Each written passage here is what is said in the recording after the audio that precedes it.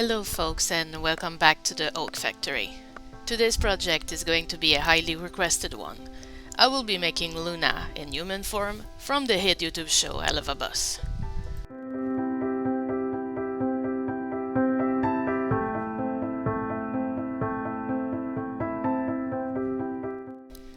The base I've chosen for this project is a Venus McFlytrap monster idol. This one has actually been sent to me by one of you folks, and because of this person's support and kindness, I'd like to dedicate this video to them. Thank you so much for everything, Teresa.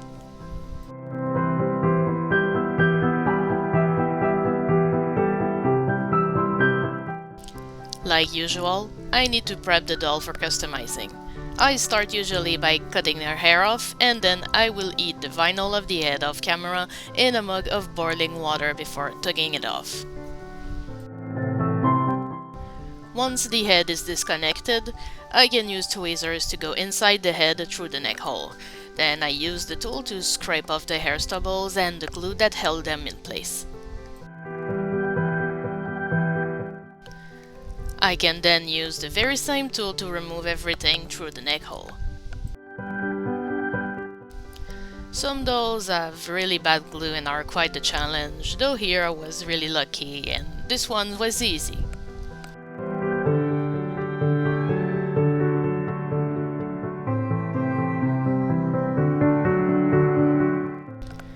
As for the shaved side of Venus's head, it's actually really easy to handle.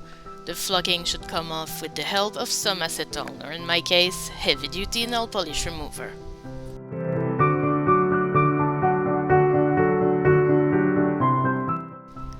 I use the same high acetone content nail polish remover to wipe off the paint on the doll's face and scalp.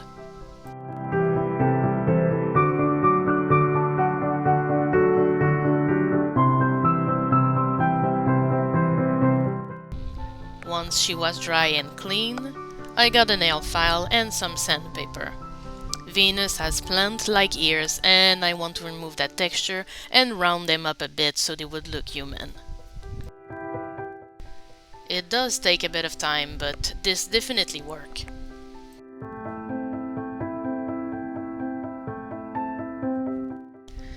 I cleaned and dried her once again to make sure she was dust-free, and then I put her on a stick to start working on her skin tone. In human form, Loona has paper white skin, and to make that happen, I covered the whole face in a lot of layers of watered-down white acrylic paint. I repeated the process until the color was both smooth and opaque.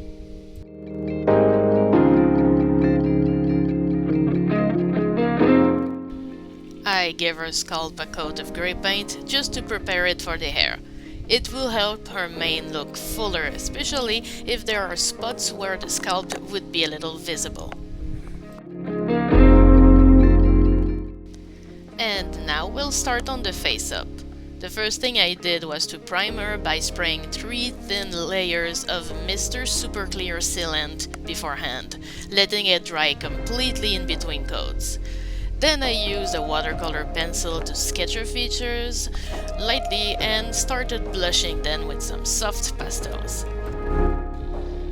Loona may have white skin, but she is still a living, breathing being, so I am purposely mixing a bit of warmth into my contouring. I start defining areas that needs a bit more, definition, and I lay the groundwork for her gothic makeup all at the same time.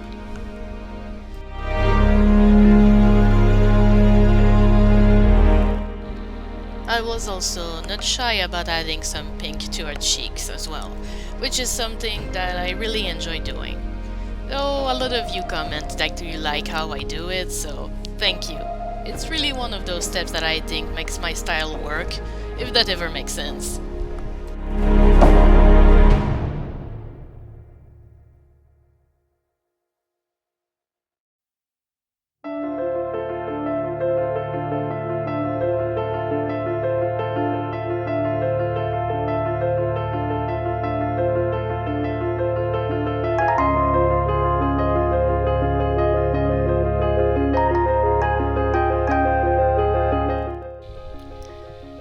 working with a sealant like Mr. Super Clear, it's important to work in layers to build depth and opacity.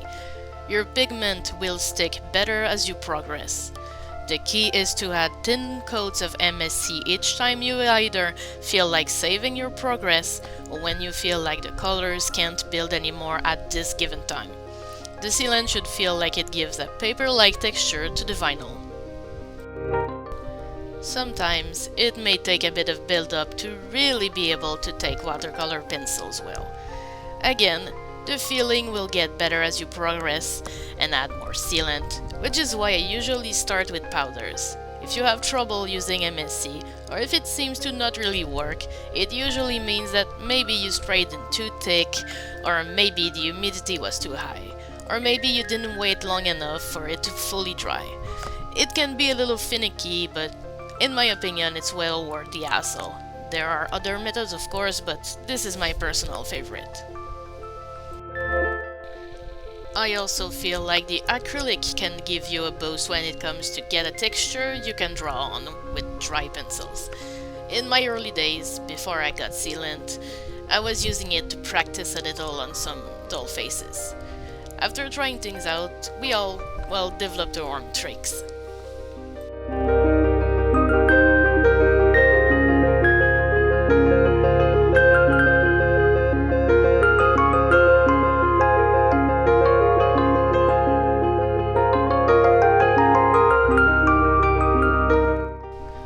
Loona's face was very simple, but I really tried taking my time to blend and add shading gradually. Also, here's a small tip. If you feel like your pastels, after a while and many coats of sealant, seem to have dulled a bit, you can always do some retouching as you keep going on the other elements.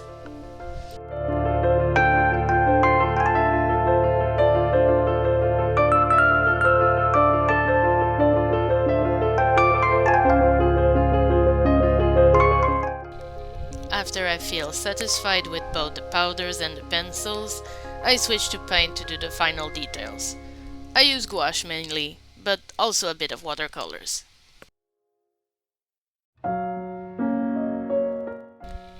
Once I'm completely done, I give her 3 final coats of MSC to protect my work. Then I used a bit of high gloss varnish on her lips. I do not do the eyes usually, because it makes it hard to photograph.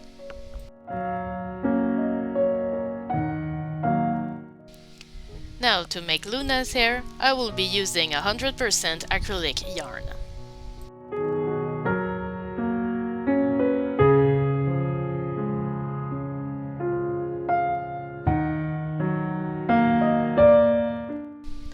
After cutting a bunch of strips, I start by unraveling them one by one.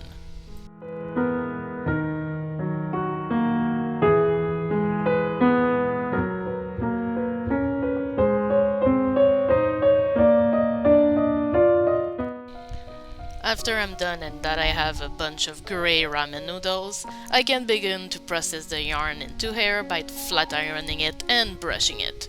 I use an old human hair brush, but most people usually recommend cat brushes.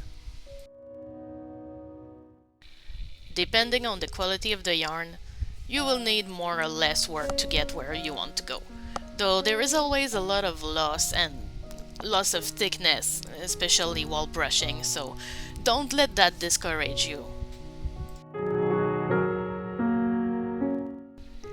Once I have enough hair ready, I glue it directly on the scalp with some mud podge. You could make yarn wefts using any type of wet glue really, but I don't always find that necessary. It can definitely help you, but you need to wait for them to dry completely, and I must admit I get a little impatient. As for the hair gluing, I start at the bottom and I make my way up. I mark the area where a head is shaved so I can avoid it.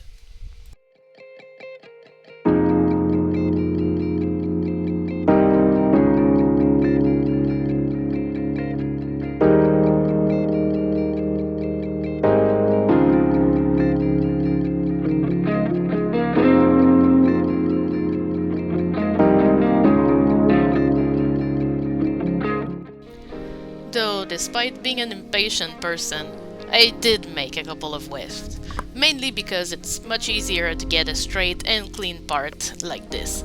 In Loona's case, I only needed to do one side, so I glued the wefts going in the opposite direction, and once they're fully dry, I'll flip it back the right way, hiding the glue.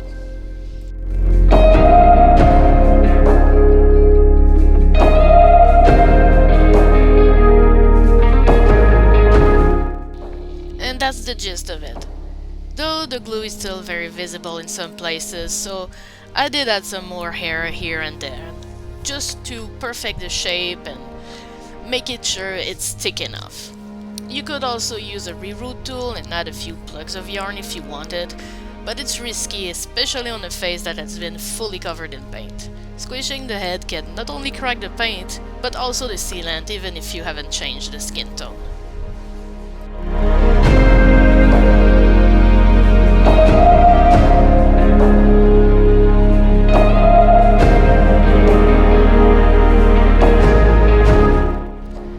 I use a bit more yarn to make some flocking for her shaved side. Basically, I just chopped it down as fine as I could, and well, you can see also that my ceiling fan is trying to go against me. Don't you worry though, I showed it who was the Helluva Boss.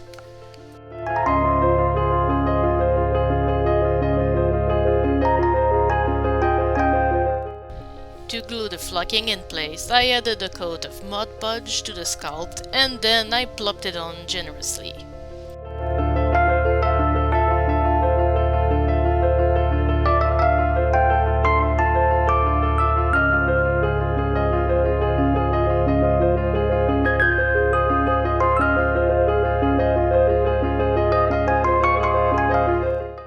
Once fully dry, you can use a soft brush to wipe the excess flocking.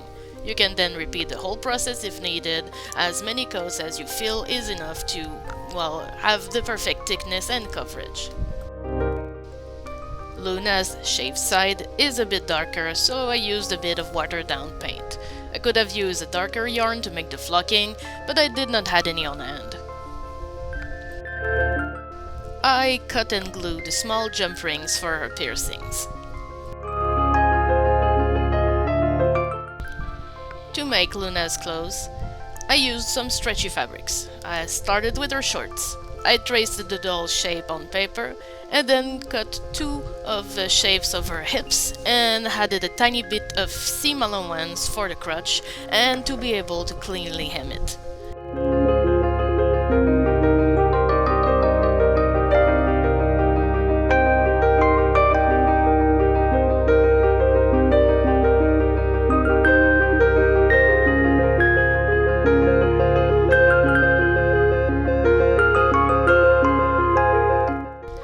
I first started by joining the sides on one side only, before doing the hem around her hips and legs, and then I finished by stitching both the crotch area and the other sides, good side facing in, so I could turn the shorts inside out at the end and hide my stitching.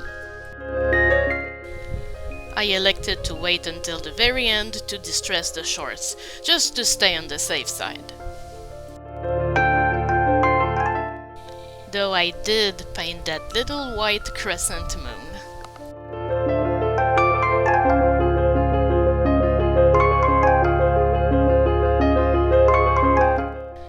I did the shirt in a similar fashion as I did with the shorts, except that this time I did not hem anything to keep it very crisp.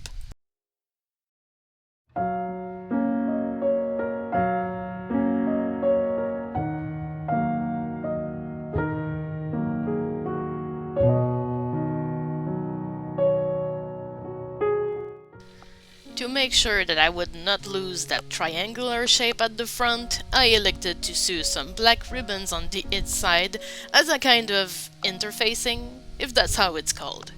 I was about to say that I am not a seamstress, which is true, but what's the masculine form of it? Hashtag English second language. I sure do hope that my accent is getting a bit better. It's French Canadian, if you ever wonder. I often get asked that question.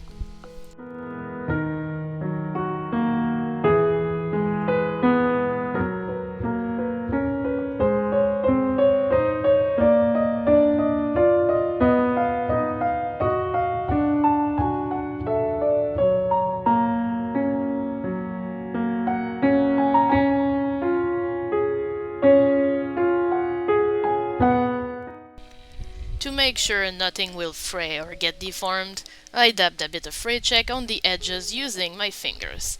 This triangle, after all, will become one of the points of the inverted pentagram Loona wears on her chest.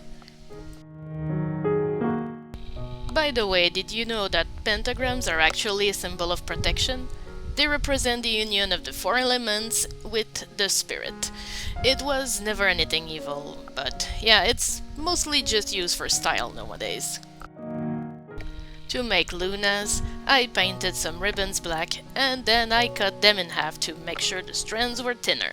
Then I used some fray check on them to make sure they stay put before sewing them in place on the top.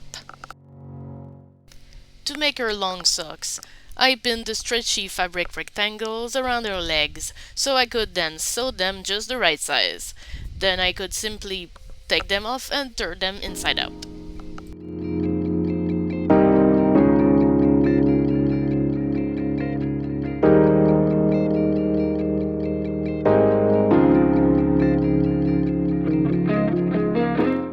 Okay, so here are the shoes, and sadly I do not have footage for them. I wasn't confident enough in my process to show it, to be completely honest with you folks. I can still show you my prototypes though, and I will also leave a link in the description box below to a video that helped me a lot with this. But long story short, I struggle a lot with shoes. It took me more than a whole afternoon and evening to make a presentable pair. I used craft foam and a bit of Warbler, but made the soles with thin cardboard like cereal box cardboard. They are not perfect, but compared to my usual skills, I would say that I'm actually pretty happy with the result. And I learned a lot, and that's extremely valuable to me.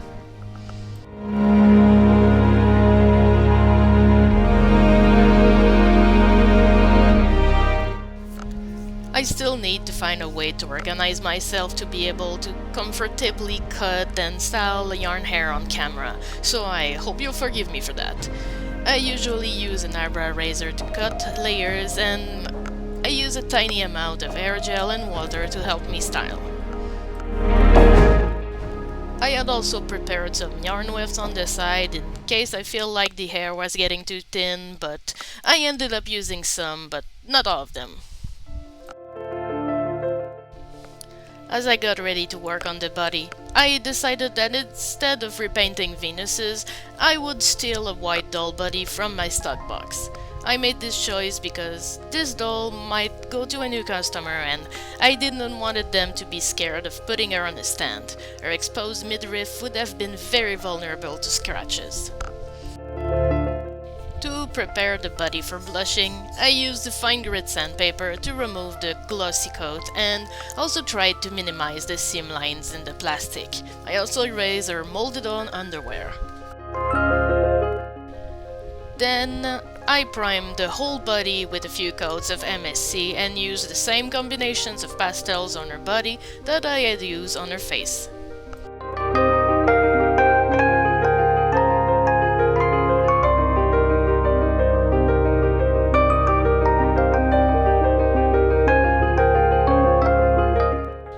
I also added a tiny bit of texture with some watercolor paints.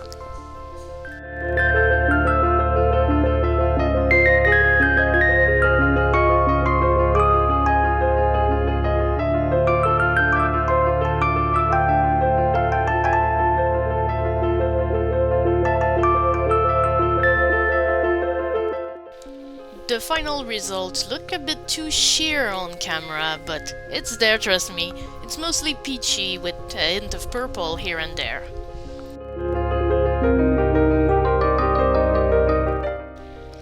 And now, let's put her clothes on her real body so I can make the final adjustments. Are you ready for the finale?